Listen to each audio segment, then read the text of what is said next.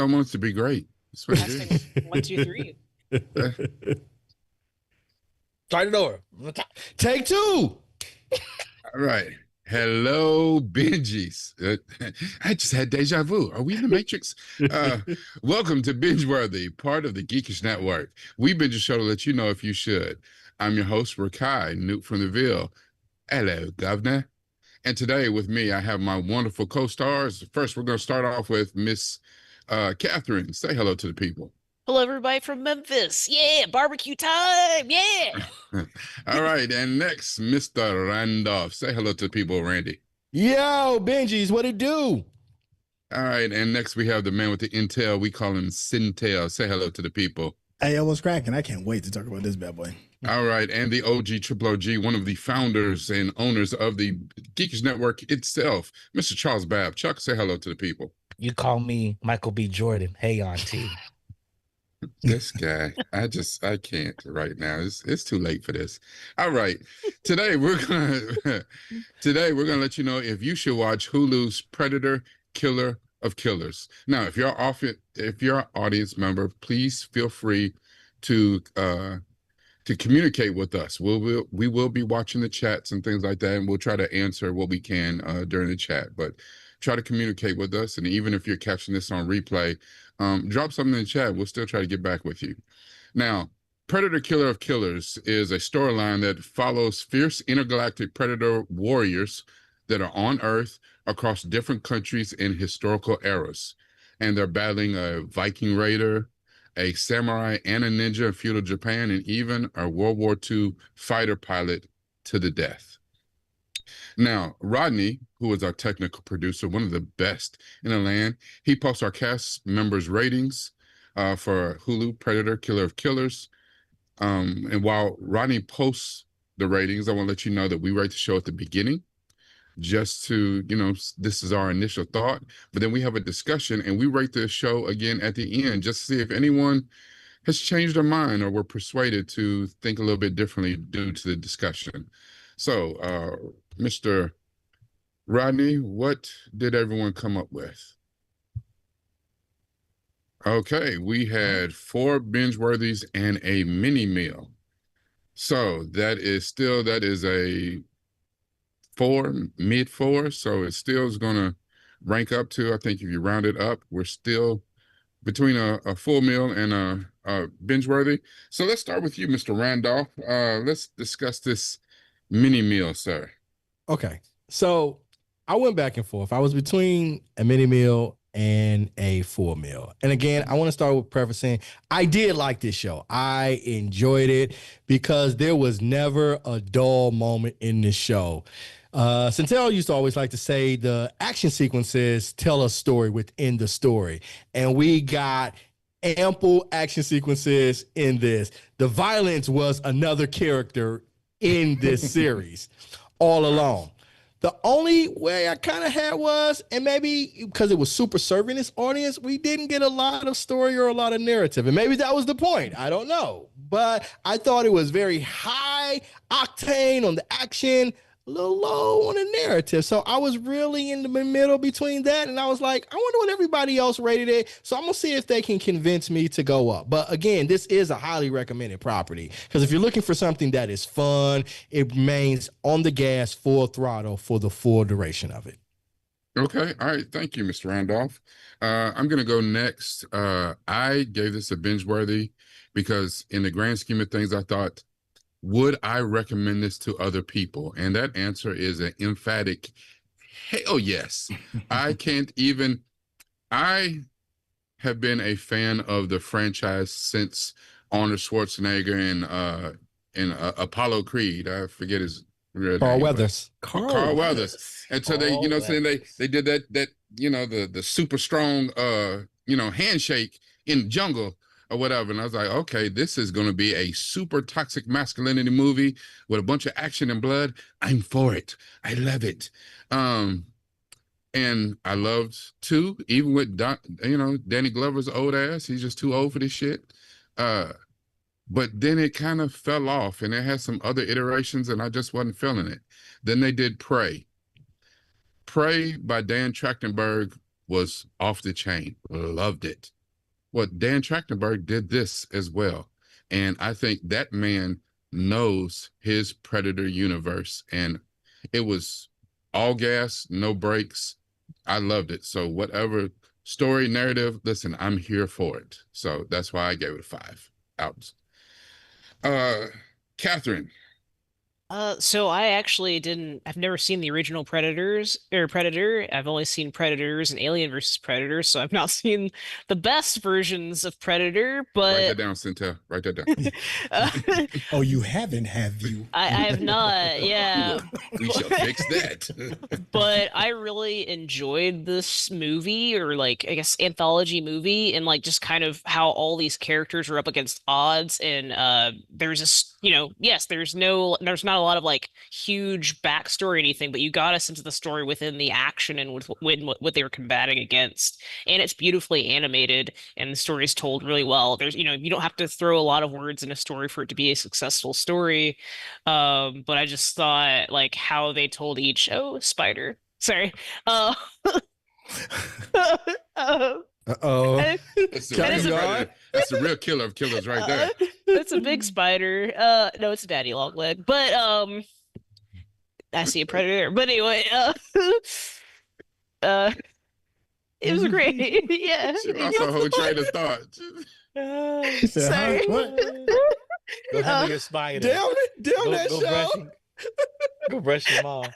uh, Is he hanging? He's in front of her, he's like, he's "What's on the up?" he's on the ground. He's I'm like, just- "Hey, auntie." I don't want to kill him. There you go off, spider. Um, You better than me.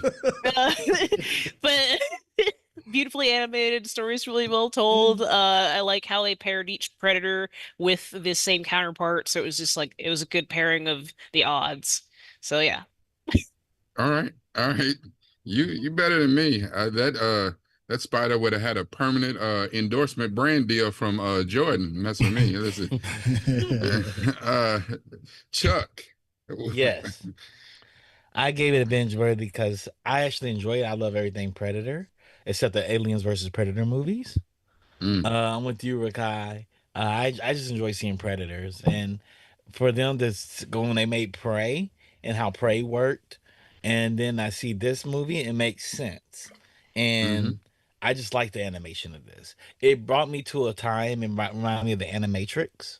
Like Mhm. this is an extension of that universe, and I think this is a good way to go for that universe. Like I can see, as my brain started moving, I started thinking about live action films to accompany this, and other shorts to accompany this. I was like, this is actually really good. I can even Mhm. see a TV show accompanying this. Okay. All right. And Mr. Centel. First off, I thought the original was classic, and then everything after that, except for Danny Glover, was okay. It was decent. But everything after that you can keep, with the exception of Prey. Prey came in, breathed brand new life into it. Mhm. And here's where I want to ask you all this question as well. I remember after Prey came and people loved it, it was an underground kind of hit. It didn't even go straight to theaters, right? It was a pandemic film, if I remember right. I think it was a Yes, pandemic film. 21, I think. It's But right after I the re- pandemic. But Yeah. I remember the internet being on fire over Prey. And it was so good, people started making up wish lists. It was like, oh man, I like the concept of the Native American thing. And on the highest thing on the list was, what does it look like if like a Ronin samurai had to avenge, his master's death because he was killed by the predator, and everybody was like, this has to happen, right? And people were like doing fan casts for it and this, that, and the third. Now, I don't know if Dan was listening to the internet, but it feels like he might have been at least halfway paying attention to listening to what the fans were dreaming about. And then not only did he give a samurai story, he was like, I'm gonna throw in a ninja on top and a Viking, and I'm gonna throw in like this World War. It was like he over delivered. It's like you listened and you were like, I got more scoops of ice cream to stack on top of this, and here's some chocolate sauce and some whipped cream, and the fans are just like, oh my God, you're the great, and that more so than anything else, you listened to the fandom and you delivered, and you over delivered. So that's why you get a binge worthy from me. I was just excited. I felt like a little kid again. I feel like a sandbox. We're playing in a sandbox with the Predators. Yeah. It's almost like watching this as like, Star Wars, are you listening? Are you listening, huh? Pay attention to the people. Yeah, like man, it was one of those things, and I can't say for 100% sure that he was, but I really do think that Dan Trachtenberg is so dialed in that he was paying attention to people, and maybe he didn't take their idea verbatim, but he's like, I got y'all. Hold on. Hold my beer. I got y'all. Now I think Randy said something very important, that one of the reasons his score was a little bit lower was because of um the narrative, the way the narrative unfolded. And so let's talk about, how did this show balance the plot, or lack thereof, but balance the plot, how they do the character development in this anthology series, and then the world building into the overarching world of the Yautja, which, if you're not familiar, that is the race that the predators are. They're called Yautjas. So how do you guys feel about that?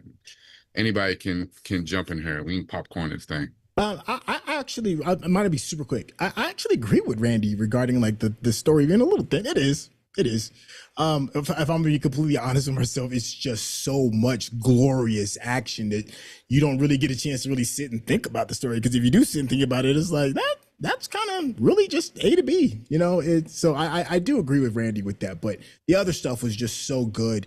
I gave it way more grace than maybe I should have. But I do believe Randy. Yeah. Huh. Okay. I guess for me, like I got a sense of the story through they had a little bit of backstory at the beginning for each of them. They started with kind of the tiniest, and it's pretty basic, but I got a big sense of story just within like how they parried the Predator with the characters, and how that kind of marries even their own backstories and how they think about overcoming a challenge. And many parallels with that. So I don't know. I guess for me, it's just like showing, not telling, and so I felt like it's handled well. I think if they waited too much backstory on these characters, it probably would have just felt like the pacing was off. But it just got straight to the point. Okay.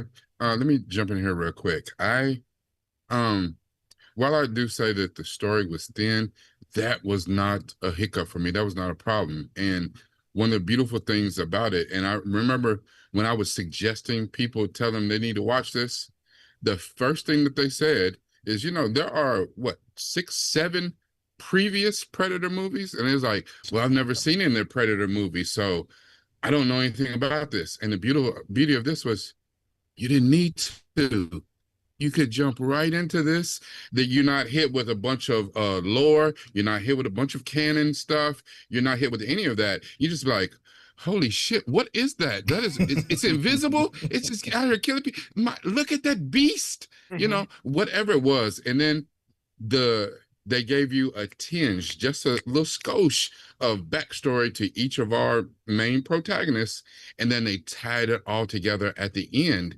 And, and then even the way the cliffhanger that it ended on, you was like, oh shit, it's about to get real. Oh, wait, is this the credits? It's going off, and he's like, damn, that was good. So the lack of plot was not a problem for me at all. As a matter of fact, I kind of preferred this, even though I do have prior knowledge. I think there's 2 or 3 of the Predator movies I haven't seen and have zero desire to see. I would have liked a little bit more character building, especially my favorite part was the middle with the samurais and the feudal Japan part. That was my absolute favorite. Mine too. Even though Ursa is an absolute beast. Like, she's about that life. Yeah. And then they had a mid-credit scene that I'm not going to go into. But if you're still going to watch this, there's a mid-credit scene that you have to pay attention to. And the way they did that, they set up a beautiful future for this franchise that had me super excited. So as far as that, and really delving into the hierarchy and the world of the Yautjas, I'm all for it. Chuck, Randy? I'll just jump in real quick, and I'll hop out. I'm not a super fan of Predator. I enjoyed the first one, and all these subsequent ones I actually thought were all terrible. I literally did. Prey, I kind of got into it a little bit. So from that perspective, I'm not a huge fan. And I felt like this show, to some point, like it over delivered for its fan base. And I feel like everybody here is a super fan of that. So for a person who wasn't, that was sort of the challenge and kind of the arbitrage for me with the connection for it. It didn't hamper it too badly because, again, the action was so vivid. And again, in Japan, those ninja fight scenes, I was like, this is what Mortal Kombat should have been when Scorpio and what you call it. This is the fight we should have got between them because that was absolutely amazing. So I didn't think that the world building was great. I felt like it delivered to its fan base, and that's what we got through the action. Okay. All right. Chuck? I loved it. I didn't expect it to be heavy on story. I expected it to be vignettes, like an anthology. I expected it to be more like Animatrix. Animatrix, you didn't know anything about those characters. You know, outside of the characters we have from the movies, they didn't build on those characters at all. You knew a guy was running in a world race to win a race. We didn't understand his motivations. He just wanted to be the fastest person alive. That was all we knew. I think this fit into that, and it gave me what I wanted: predators being hunted by humans and humans fighting predators, and that they've been here more than once. You know, they're always coming here to battle on this planet. They're always coming back here. And the way that it ended them there perfectly. And let it know that they're looking for great warriors. And we don't even understand why they're looking for great warriors. We just know they're looking for great warriors. Okay. You All know. right. The trailer kind of leans into that, but it doesn't tell us a lot. It doesn't tell us a lot, like why they're looking for great warriors. The trailer has scenes in it that we have yet to see yet. Well, and just to that point, a lot of times when you get these types of narratives, they give you more upfront, so you know what you're going into. And this, they held, they buried the lead. They held that from us until they got to the end part where we combined our anthology pieces, and they got in front of the Grendel King. I'll just say that. And he said, "Okay, y'all are great warriors. We came and what I'm saying, scooped you. Now y'all kill each other, and whoever wins, then you get to fight me to be the ultimate killer of killers." And he's like, "Oh." Now we didn't get, is there a prize in that? Do I get some money? I get a ship? Do I get your crown? Like, what happens? Do I take over? Is this like what was that terrible Chronicles of Riddick movie? You keep what you kill. What happens? We don't know. Don't know. So yes, I agree with you 100% that I would like to know more. And the thing is, to Rainey's point, if you're a fan of Predators, which I am, but that is a small factor too, because I love the first movie. I like the second movie. I tolerated the first AVP movie. I was like, I don't know. Let's not do this ever again. And then I loved Prey. So I haven't seen all of them. So there's a huge chunk in the middle of whatever the lore canon is that I don't know. And I really don't care. But I would love to know more about this world, whatever this universe, whatever it is that we're building here. I would love to know more.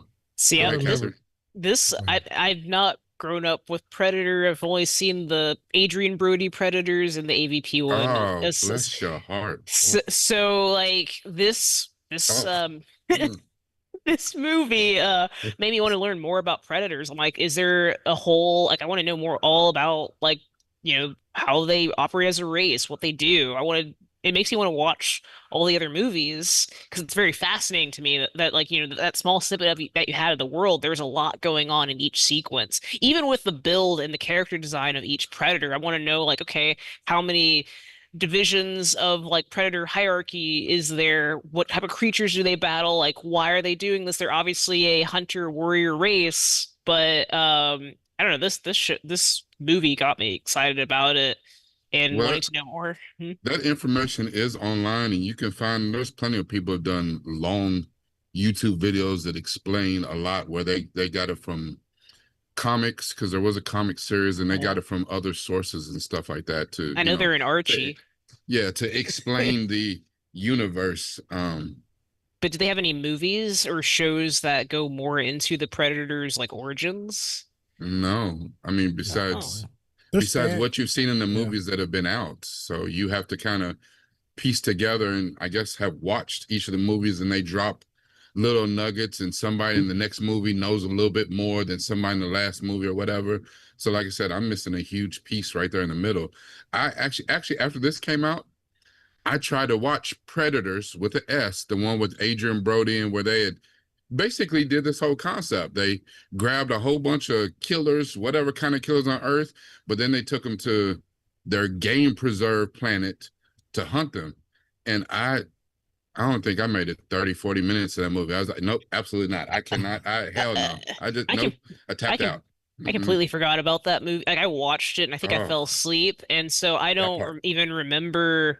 I remember there being Predators, Adrian Brody, and Red Light, and that's about. Yeah. Now, I believe that there's a few comics because Predator's gone against a bunch of folks. I think one of the more popular ones is they did a Predator versus Batman that I heard was supposed to be good. I haven't seen it, but I heard it's supposed to be pretty good. But there is a Predator verse in print as far as comics go, and I Yes. think for those way more into it than me, I could probably point you in the Hold direction on. of I'll what's tell you, going- what's the going on. one that you really want to watch, I have not read I know there's a Predator versus Batman. Mhm. Not read it.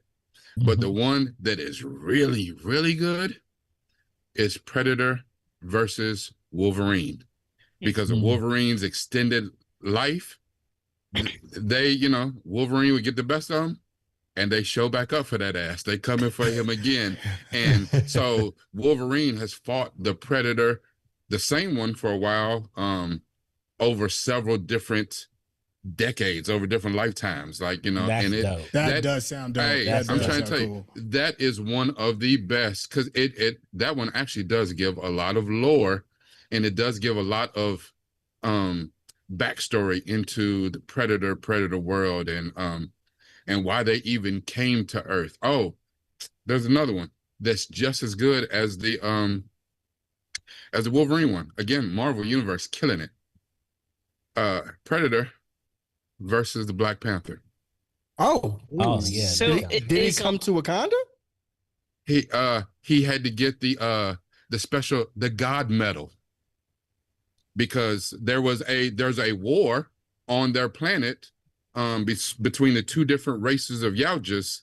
And yeah, they needed to come get that God medal so they can go take it back home and get busy. And yes, they came to Wakanda to I don't want to give it away. That one is phenomenal. And So- it'll I make bet. a lot of stuff, a lot of the technology and stuff that's in Wakanda, allegedly in the comic book, is based on their first encounter with the Yautja. Oh, wow. That's why the whole dome goes transparent. You can't see it. That's why it's invisible. That is reverse engineered from the Yautja's cloaking tech. That's That's dope. And that's So- why when the That's dope. Yautjas came back, they were able to figure it out and easily break in. They was like, wait a minute, this shit look familiar. This is our shit. So are all the comics and everything canon with the lore? So I'm Now curious, that like, I don't know. because it's kind of reminds me of Star Wars. Like you have all these books, but not every like books are legends and these are canon. So is it the same for Predator? I don't think anyone has ever put that much stock into saying what is definitive canon and what is not because of the way that the property itself has transferred hands over the years and stuff. And I think Dan Trachtenberg is the first person to come along and maybe is attempting to do that. He did Prey, he did Killer of Killers, and he said that he did Killer of Killers. He did it animated because there's just certain things that he wanted to do. He wanted to show that would not have looked as good in live action. So he's like, no, I'm gonna go animated. It's just a tool. It's just a medium. But he's also doing the Predator Badlands that's coming out, the live action one that's coming out in November. He's doing that one too. And that one looks like it has more of the backstory of the Predators. I mean, just from small snippets of the story, I'm like, ooh, I get to learn more about. I want to learn more about the Predators. I'm more interested in that they're going on right now. But there's a point I was gonna make and I completely forgot. Yeah. So real I was quick, gonna say, that was a according good to AI, according to Gemini, it's Predator does exist in the Marvelverse and it exists on Earth 616. Oh, Yeah. okay. Mm. And I think it was a good decision to make this an animated property. I think it plays out better in its overall storytelling because it was so fast and the action was so full throttle. So I thought it was a good idea. If they did another anthology, that was the point I was going to make. Was they can play with different animation styles. Like I really liked that it was animated. I think that made me more interested, even though like I Yeah. do love the creature effects and the creature designs. But there's something about where it's animated. They can make them huge and different sizes and Mhm. look really cool. And So completely different looks. The one thing about I got excited personally when I watched this because we got 3 different types of predators that I yeah, had never seen in the movies before, and I was like, "Oh shit, what kind of predator is this? Damn it!"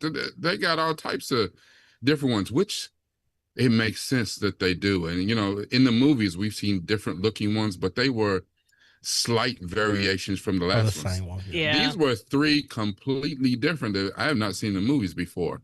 And I actually found this out afterwards. But it was one of those things I was like, yeah, okay. Like for instance, we were talking about K-pop Demon Hunter a couple weeks ago, and to find out like Chuck put Still it out breaking there, records. but that was done by the same studio that did Across the Spider-Verse and the Spider-Verse movies, right? And he's like, wow, it's not even the same style, but you see the attention, the care that they put into it. For this, Dan Trachtenberg called the lead animator from Arcane to come help out with this. That makes Mm. sense. It Yeah. looks like it. Well, like Yeah. I would say Especially this with the color palettes. Sorry, Yeah. please.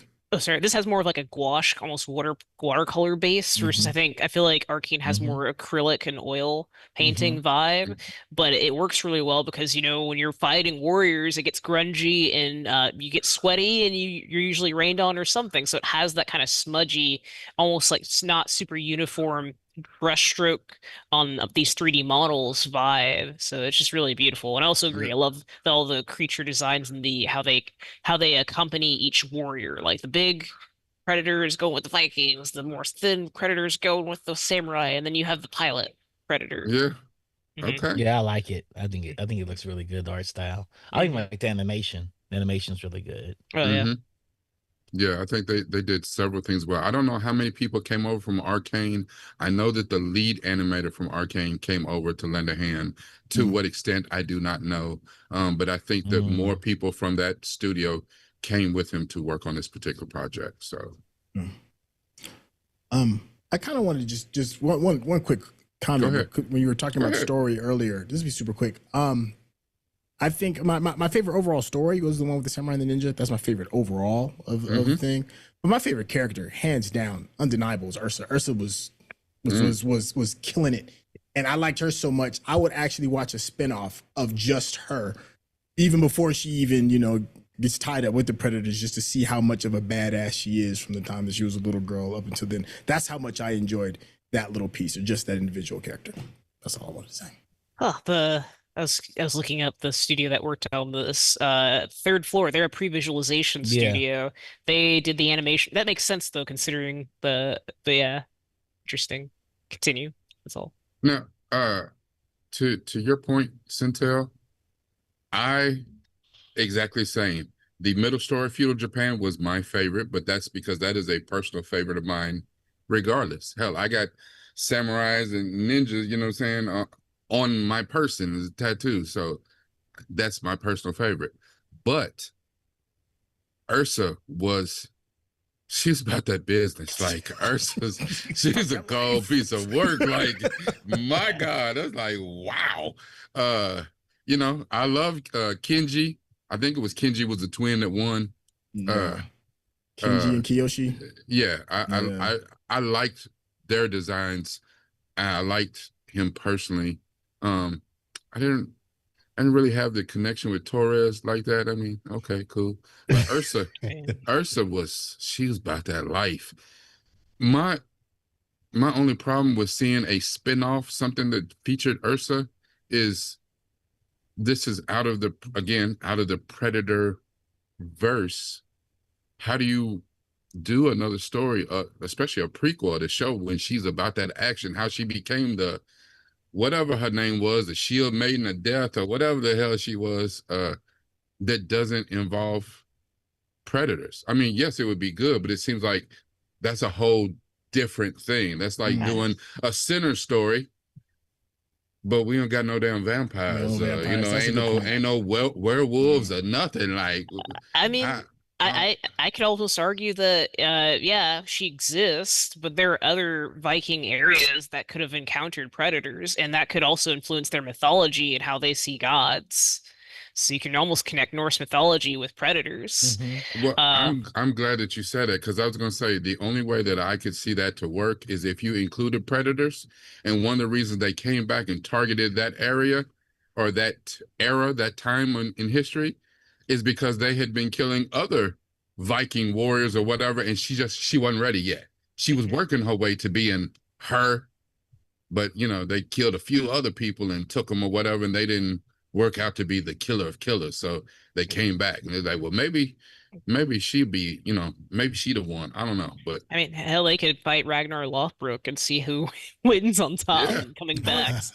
I actually like that idea. Kind of, where Kai was talking about they built the invisible shield in Wakanda, so we don't know if the Predators had any influence on Viking fighting styles or culture or any sorts of traditions. I think that could be an interesting take as well. All of them, all the Yeah. cultures, because they went to Right. fighting cultures. They went Yeah. to feudal cultures, and they're like, hey. So I'm pretty sure the second movie we may see knights in armor. We may see all kinds of things. I want to see Yeah. predators fighting And knights that's and all of that. listen, if you can get your hands on it, I'm telling you, it's worth it. That the one Predators versus Wolverine and the Predator versus the Black Panther. The one about Wolverine is so good too, because the first time they roll up on Wolverine still has the bone claws. Oh, so he heals really He's got fast. he heals. And I he's think a they taken real him out, predator. and he's a tracker. Yeah. So he goes berserker on him, Right. and he actually he's outclassed, outmaneuvered. He's saying everything the first time they roll up on him, but Wolverine is smart enough to he pulled like Prey. He's smart enough to figure out how to beat it, but he didn't kill it. He didn't finish it. So it came back looking for some retribution. But next time they rode up on him, oh shit, is that adamantium? What the hell? Oh, Right. hold on, time out. Upgrades. I wasn't ready. And I was about to go there. Like, how do we know they weren't observing human predatory habits? And that's where they learn things from. And that's where they're coming back, is to test how far they've learned their kind of like survival of the fittest kind of mode. Like, we don't know what inspires them to be predators or their instincts or their fighting styles. Well, I was gonna say that from the movies, what little bit I did glean, it seemed like humans are one of their favorite prey, just because of our natural fighting, you know what I'm saying? Not warriors, but natural. We just a damn fighting ass species. Yeah, we just of kill people. each other real easily. And we're probably one of the few that's ingenious enough to figure out how to beat their ass. You know what I'm saying? Right. So they, consistently come back and study us. And again, that terrible ass movie I turned off, Predators. Adrian Brody figured out in the first 30 minutes, I don't know how the hell he figured it out, but that the Predators, the Yautja, they adapt. I think Lawrence Fishburne was, been hiding out for 10 seasons something. He said, no. He said, when they show up this time, they do this. But if you beat them, you whatever, the next time they come back, they've upgraded their armor, they've upgraded their tactics. Whatever they did last time, they ain't doing that shit this time. And and I think that is highly interesting. You can kind of tell that they were learning just based off of them watching others, watching them fight. They were studying how they were fighting, and they were preparing for battle. And they also wanted to take out whoever was the winner of that battle, because they want that glory, which really goes well with Viking culture too. Okay. All right, we talked about this enough, and we talked, briefly about the kind of not really cliffhanger that this has, but it does end in a way that it suggests several things. I don't want to give it away. Before we get to one of my favorite parts, did you guys see any recurring themes or motifs, especially since we said that it was a little thin on plot, but were there some recurring themes or motifs that you could pull out of this particular property? Violence is beautiful. Wow. Shit was gory. It was fast. It was definite. Violence is beautiful. It's a beautiful, beautiful thing. Mark put Predator versus Engineering. Who wins? I Mm. kind of got like a sense of like overcoming obstacles, odds, and even levels of doubt and fear. Mhm. Especially with Ursa, the Viking warrior, and her like, being called out, saying that she couldn't kill this person or whatever. Even the engineer kind of thinking through a problem and doubting himself with like the engine part, and the samurai kind of maybe less of that, but definitely the other two characters, I got a sense of like overcoming self.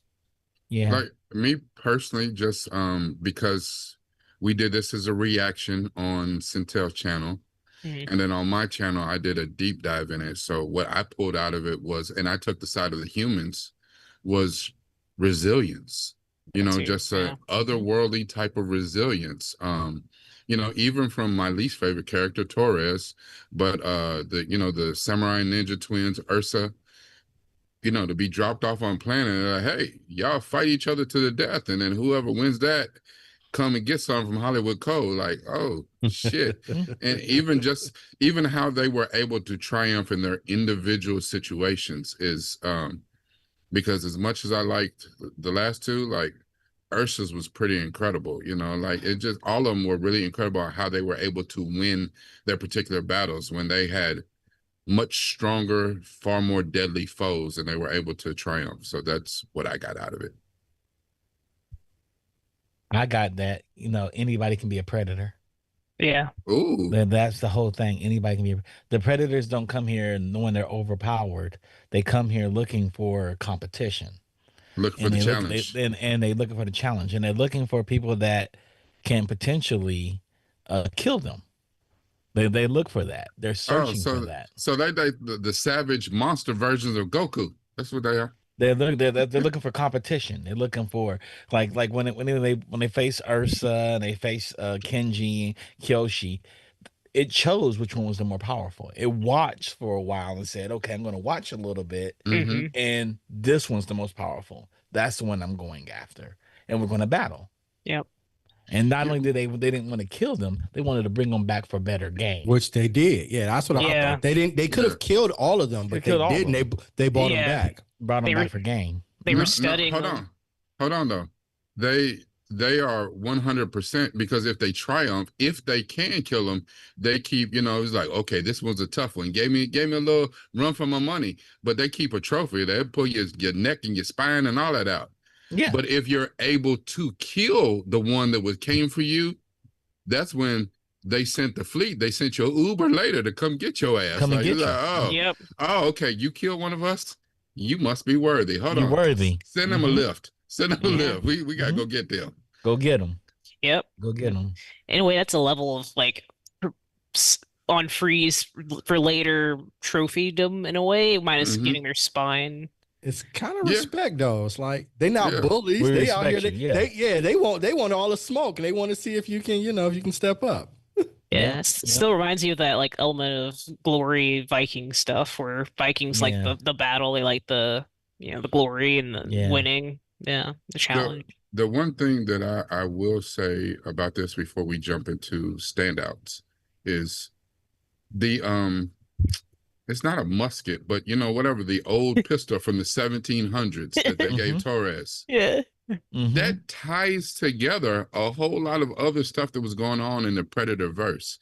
And it's real interesting. And I think I would like to know more there. Like if you watch in the very beginnings and the ends, and they do these like animations, they did it in Prey, they do stuff to give you a little bit more story without, having to actually say anything to you. That damn musket pistol Mhm. has been around for a while, and we first saw it with Danny Glover in the second Mhm. Predator movie. That movie came out in 1987. Yeah. So then we saw it in Prey. We saw it again in this movie. And it was one of those things too. Is like, wait a minute. When I saw it in this movie, I was like, wait, didn't we? But how? What It the? may not be the same musket pistol, but it may just be one that Oh no, exists.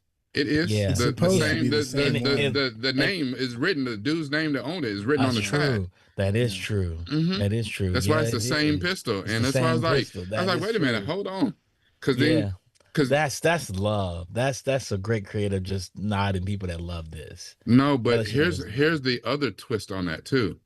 Look at time period, right? Mhm. When it was given to each person, that means that the most recent time they gave it to somebody is actually Predator 2, the second movie. Mhm. Because the second Yep. movie set in what, the 1980s? 80s. Something like that. It's after the first 80s or one. I know that. 90s. Yeah. It's 90s, I think. Yeah. I just That's remember. 90s, yeah. I was that's like, how why did Mister get out of Color Purple and become a predator? Nah, but it's really Everything you do. it makes you think. It makes you think, right? That if you beat one, you can be disappeared. And we don't know how many have ever been beat. Maybe our planet is a battleground, is a breeding. Maybe we're an evolution of them because they had advanced weaponry technology, but they could be defeated. You know, our weaponry technology is not the same, but we're just as vicious as them. Yeah. Well, and like in the other movies, some of the ones I haven't seen, Mhm. we got some of their tech and started developing things off their tech or Mhm. ways to defeat them based on what we knew about them. We had a Mhm. file on them, you know. Yeah. So, you know, starting in the second movie, we had a file. And we was like, no, y'all not coming here with that bullshit. But of course, you know, the government is like, yeah, if we can capture one and study it, you know, we can make super soldiers and make super weapons, and you know, that was the whole thing. yeah, we stupid like Yeah. that though, you know. We are. We Hubris. dumb. We're We hubris. dumb. Yeah. I am Filled with curious. hubris. I am curious what time period they're in, like on Earth time, where they're on the Predator world, because they're no longer, none of them are in their own times anymore. They're way past it. So I don't know. I just there's a lot. I want to know more about the what's happening. Yeah, because Mhm. Catherine, you have a good point. Because the one thing I did not get a sense of in this movie was any sort of time travel. I just thought that, you know, they put your ass on ice and we thaw you out when we get ready to, you know what I'm saying, do something with you. But, you know, I didn't get a sense of time travel. But, you know, from seeing that scene at the end, it's like, well, we've been doing this for a long time. So, you know, your name has come up, you know, you won the lottery this week to get your spine ripped out your neck. So Yeah, I mean it could be far future. We don't know if it like even if Earth is still around, or if they put them on ice, everybody on ice, they wanted to fight and destroy Earth. I don't know. Yeah, I mean the main through line I got was anyone, any place, anytime. You can get these hands. So be ready. Okay, so last thing. Even though we're talking about voice actors, let's talk about standouts in this. Like what really elevated this particular project. Anybody? But standouts, Yeah, standouts. Like- the fight scenes. I think that's the main character of this was the fight scenes and how they fought. Like I particularly like the brothers. You know, the little brother beat up on the big brother, and the big brother left out and came back as a ninja. And was like, "Yeah, I'm here. Dad is dead, and I'm here to take my rightful seat." Okay. I did love how he came back and I ain't want to kill you. I just listen. I got one of these marks on my face. You get you one. Yep. Just want to show you. Yep. And the only reason I got this mark is because I wouldn't fight you. Yeah. I need you to remember that. Yeah. Dad wanted me to fight you, want us fight to the death, and I wasn't willing to kill you. Yeah.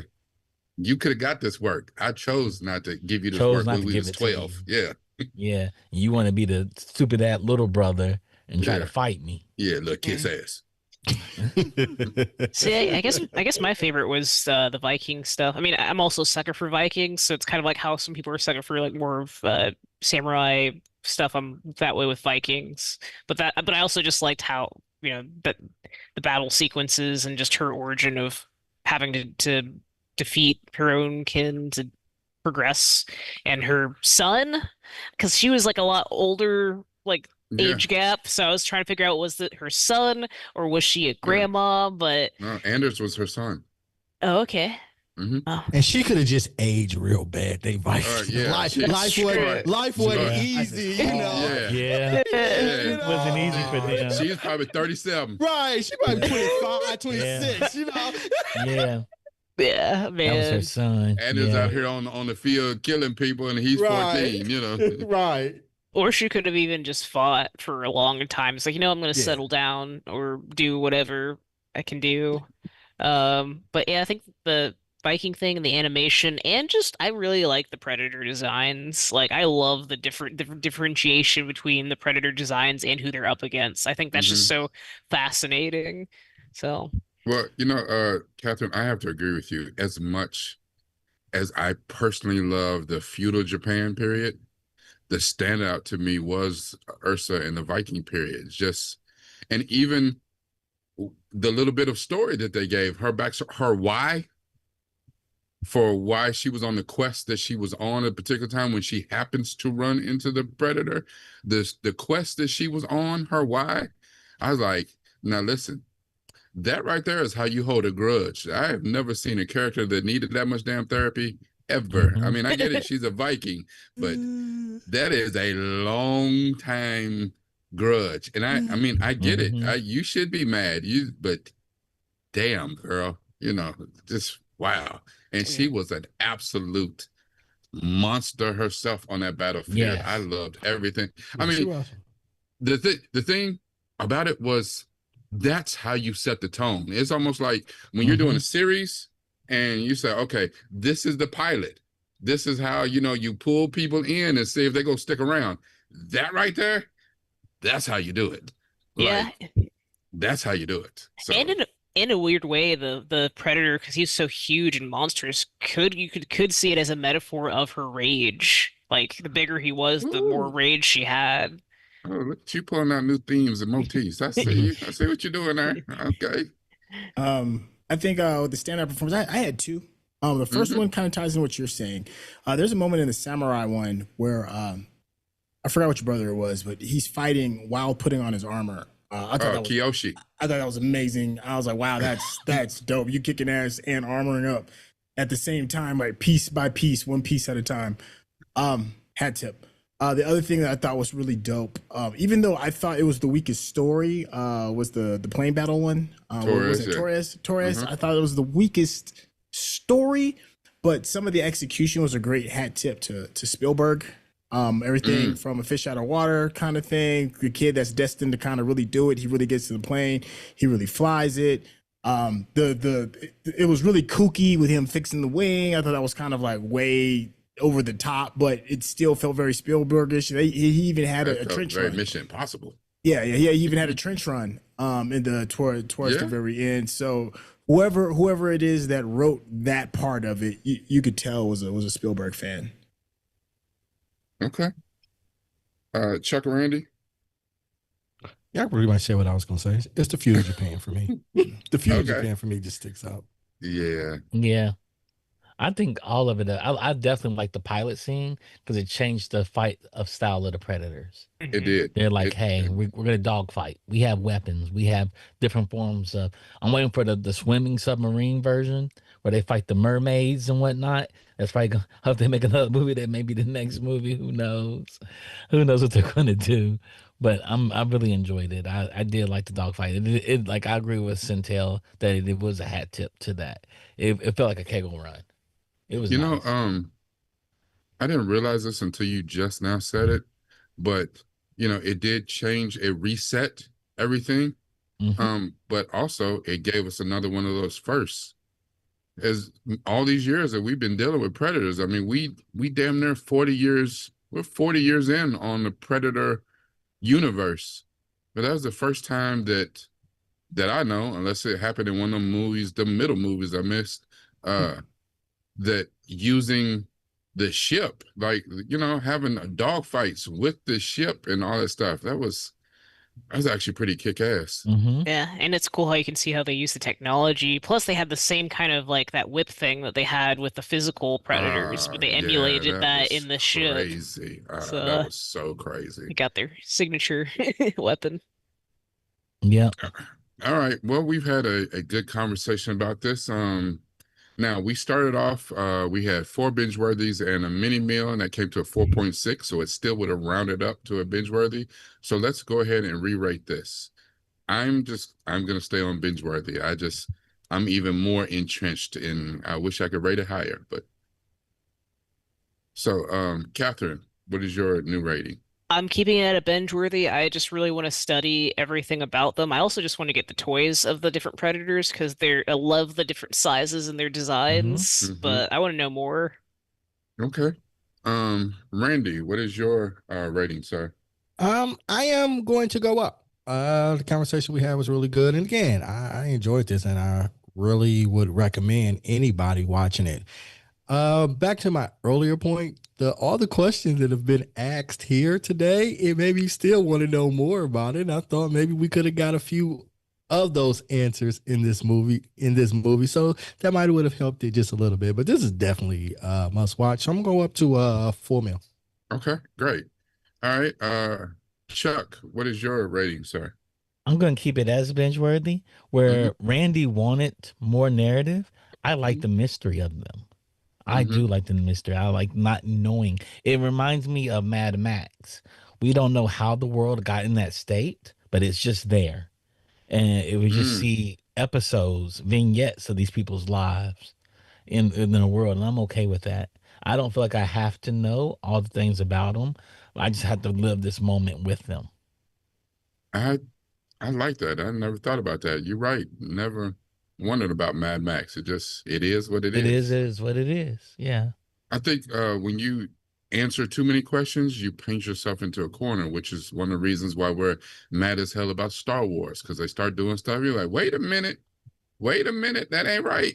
All So these properties, right? And some of these properties started off from books that painted themselves in the corner. And yeah. you go when you talk about predators, you mentioned a lot of books and stuff. We still know nothing about them across all these properties. They're just here. Yeah. And they choose us for some reason. Yeah, because we don't even know why they choose us. Yeah, and I think that's one of the things that makes us cool is because none of this is ever from the point of view of the Yautja. It's almost like, have we ever gotten a movie from Jason Voorhees' point of view? No, he just, for some reason, get the hell up and walk real slow and kill shit out of people. It just happens. All right, Centel, what's your rating, sir? I'm going to stay as binge worthy because I think they understood the assignment. That is always fans first. Period, man. Listen to the people that love this thing. And here's the thing that I think is even really interesting too. On socials, it didn't get nowhere near the pushback that other properties have regarding equity. We had a female badass. We had a Latino pilot. That's something that you don't typically see, and then we had a story between two Japanese brothers, and on socials, I ain't see people losing their mind over it. I mean, that seems like a perfect place for people to be like, I can't believe you're going Predator gone. Well, I ain't see, at least a lot of my socials, I didn't see none of that. I didn't see it either, but you're right. And maybe there's something about that could be, maybe examined under a microscope as to the why of that. I don't have the answer as to why it has, but I'm just curious. There's got to be something formulaic maybe about it. And I think if I'm just guessing, it's because you really did a good job of servicing the fans. Maybe there's something to that. And I also feel like animation kind of, I don't know if it just kind of got a pass because of how it was animated and resembling like Arcane in a way.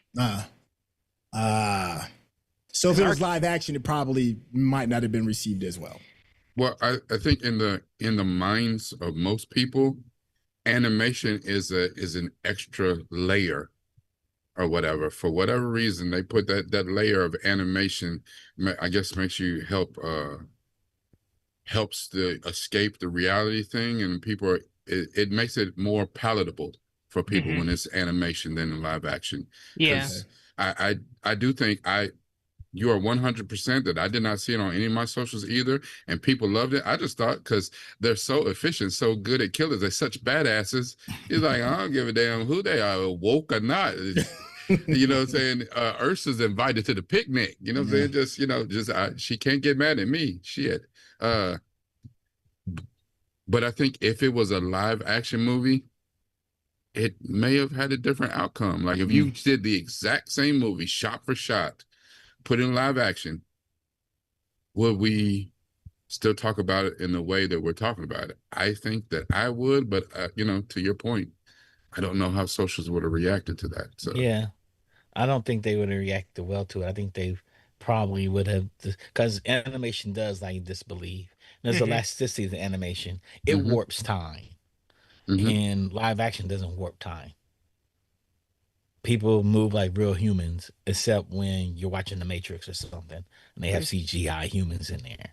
But maybe too, like, because the ambiguity of the characters, like these characters aren't really, a lot of the history of Predators, we just said, is not known. So people aren't seeing that. They don't see a Luke. Like if you tried to make Luke black, they would, oh my God, they're trying to make Luke black or something like that. But since we're not as familiar with the characters in this, maybe, I don't know. I'm not a racist, so I don't know why they think. But maybe that had something to do with it that they just didn't know. You're trying to figure out why racists do what they do? That's the $1 million response. that was so crazy. I can already see now. Luke is black. Now his ex-fighter gonna be a Cadillac. I mean, people are already mad about Superman being an immigrant, and I'm like, it's like, I can't understand that for the life of me. I can't understand that. It's like, have you not read the story? Like, he literally is an alien. He come from another planet, not in another country, another planet. he's an illegal alien. No greater. Literally. He landed in America. He wears red, white, and blue. It's for America. He fought the Klan. But I'm sure that's the same wonderfully educated people that tell you that Jesus was born in America too. So White conservative Jesus. I'm sorry. Yes, he was born right in the panhandle of Texas. Wow. He's born with an M16 in his hand. All right. So based on our ratings, again, rating it now at the end of the show, we came to Randy did go up a little bit, so we're at about a 4.8, so it still rounds up to a binge worthy. So that means Mark took it up to a 4 binge out too, just in the chat. Outstanding. Nice. All right. So that does mean that binge worthy, part of the Geekish Network, we absolutely 100% recommend Predator, Killer of Killers, for you to check out. We hope that in doing our discussion about it, that we didn't give too much away. We try hard. We really do, to try to be spoiler free. It's hard because we talk about a lot of these things that we watch with a lot of passion. So we try hard to watch our mouths.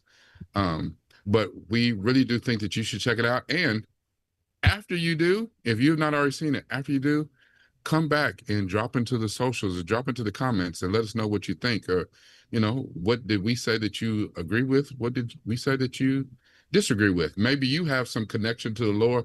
Maybe you can tell us something that we missed, something that we don't know. So by all means, please do that. We will see you next week.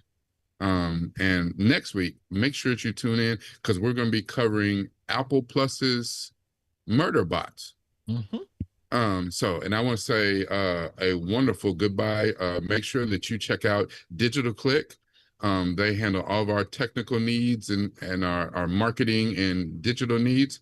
So check them out if you need any of that sort of thing. We have the greatest technical producer in the land, Mr. Roddy Cajuto, who's behind the boards.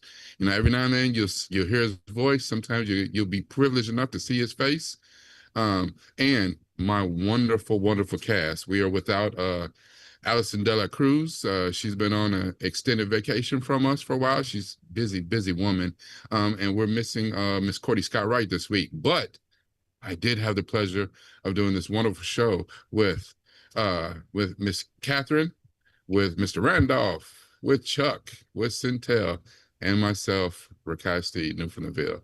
We will see you next week. Same bat time, same bat channel. Thank you for tuning in. Talk to you soon. Bye-bye from Memphis.